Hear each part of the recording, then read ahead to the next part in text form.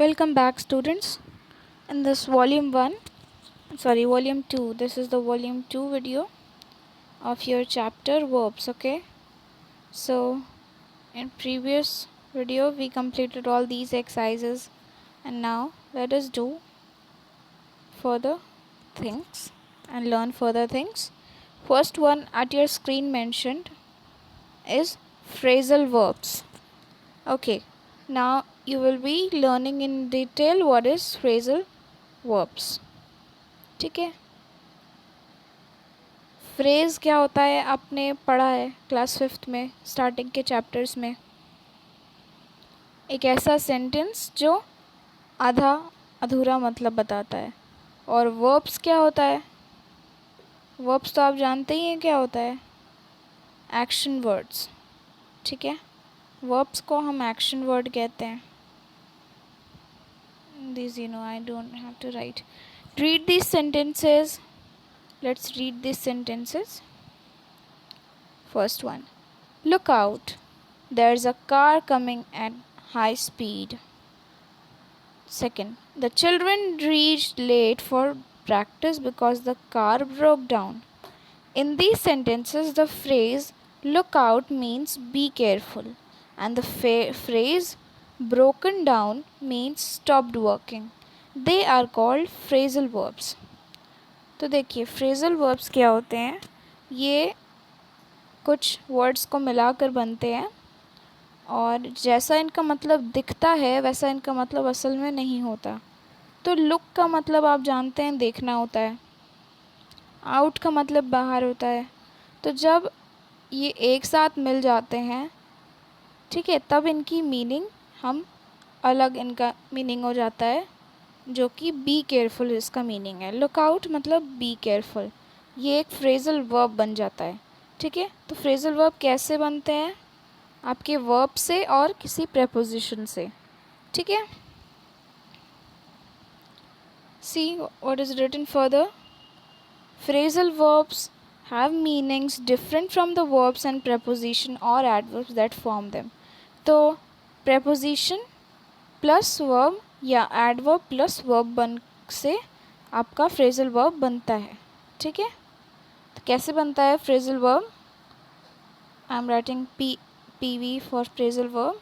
आपको कैसे बनता है? verb plus preposition और adverb. Okay, please learn it. Now see, phrasal verb have idiomatic meanings. तो इनकी मीनिंग जैसे दिखती है वैसे मीनिंग होती नहीं है. ठीक है, now see, for example, come in, account for. अब देखते हैं. so come in भी आपका phrasal verb है, account for भी phrasal verb है. okay, now in this exercise you have to put the correct phrasal verb. okay, according to the sentence we have to put the phrasal verb. Let us do. The firemen were trapped in the building. They couldn't get out. Get out का मतलब बाहर आना. okay, the student spoke softly. The teacher asked him to speak up a little. तो जो student था वो बहुत धीमे बोल रहा था, तो टीचर ने क्या किया? स्पीक अप मतलब और तेज़ बोलो. ठीक है, लाउडर. स्पीक अप का मतलब है speak loudly. The cat tried to catch the pigeon but the bird flew away in just in time. Flew away मतलब उड़ जाना. The coach asked the extra players to join in मतलब team में हिस्सा ले लेना. When the final list of players was announced, I realized some of the names had been left out. Left out मतलब छूट जाना. Rajesh was walking too fast. Sheila could not keep up with him. Keep up का मतलब उसके साथ साथ नहीं वो दौड़ पाई, मतलब वो हार गई. Since it was my first flight, I was excited when the plane took off. Took off का मतलब उड़ जाना ऊपर. It was getting warm. So I decided to take off my jacket. Take off मतलब उतार देना. Take off का यहाँ पे दो मतलब आपने देखा. Take off प्लेन के लिए आप भी इस्तेमाल कर सकते हैं जब वो ऊपर की तरफ उड़ने जा रहा है, और टेक ऑफ भी आप ले सकते हैं जब आप कोई कपड़ा उतारते हैं, ठीक है, कोई क्लोथ आप अपने शरीर से हटाते हैं। My teacher switched off the mobile phone when she entered the class. Switched off का मतलब बंद कर देना, ऑफ कर देना। The children set off early to avoid the traffic. तो चिल्ड्रन जल्दी चले गए ट्रैफिक से बचने के लिए। Now let us do the further. In this you have to read the passage and answer the question that follow. Okay, let us read. Spring is always colorful in Kashmir Valley. Spring बहुत colourful होता है।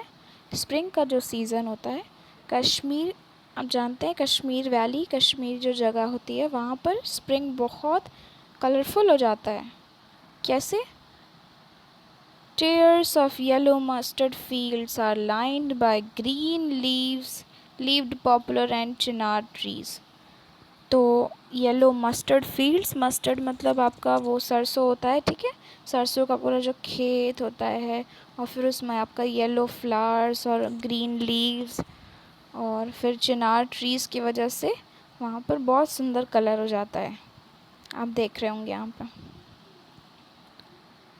The purple white flowers and almond make way for the white and pink blooms of the apple and pear trees respectively. तो almond tree के purple और white colour के flowers होते हैं, और यहाँ पर आपके वाइट कलर के फ्लावर्स एप्पल ट्री में होते हैं, और पिंक कलर के आपके पेयर ट्री में। तो ये छोटे छोटे फ्लावर्स आते हैं, तो इनकी वजह से और सुंदर हो जाता है spring. Today, Kashmir has more color than ever before, added by over million giant-sized tulips in more than 30 colors and their combinations planted at the Indira Gandhi Tulip Garden. तो आज के समय में अगर आप कश्मीर जाएंगे देखेंगे तो बहुत कलर है, वहाँ पर बहुत कलर के फ्लावर्स हैं, ठीक है, बहुत बड़े बड़े साइज़ के ट्यूलिप्स हैं, जाइंट साइज़ ट्यूलिप्स हैं वहाँ पर, और 30 से भी ज़्यादा कलर के हैं वहाँ पे ट्यूलिप्स, ठीक है, on and their combinations as well, कि 2 कलर के कॉम्बिनेशन, 3 कलर के कॉम्बिनेशन, ऐसे ट्यूलिप्स हैं वहाँ पे। तो कहाँ पर वो ट्यूलिप प्लांट किए गए हैं?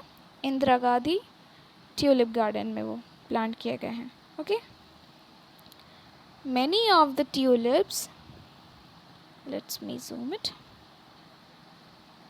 Many of the tulips have been imported from Holland. Holland is a country and वहाँ से बहुत से ट्यूलिप मंगाए गए हैं। In fact, tulips were brought to Holland. In fact, tulips were brought to Holland from Turkey in the 16th century. तो क्या हुआ था असल में कि टर्की से 16th सेंचुरी में, 16 डेकेड में आपका मंगाया गया था ट्यूलिप होलैंड पर, ठीक है, होलैंड ने मंगाया था टर्की से। द टर्किश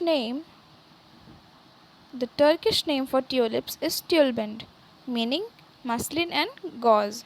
तो टर्किश नेम ट्यूलिप्स का क्या है? ट्यूलबेंड, ठीक है, इसका मतलब है मसलिन एंड गॉज। तो ये एक तरीके के आपके टर्किश नेम है।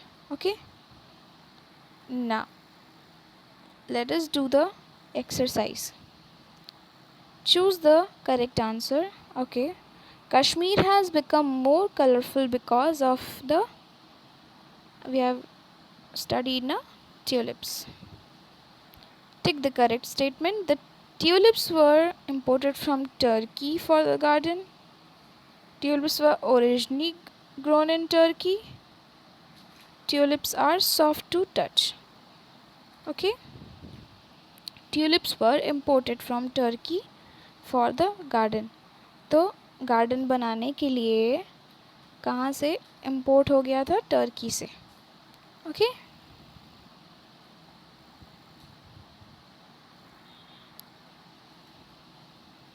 Okay, I think the second one will be correct. Okay, the second one, not the first one. Okay, so tulips were originally grown in Turkey. तो टर्की में ही आपके tulips थे असल में. Now let us do underline the verbs in the sentences. तो आपको इसमें verb को underline करना है. You can see Kashmir has, ये आपका verb है. Tulips were taken to Holland. Tulips have been imported. Okay, these all are the verbs, काम करने वाले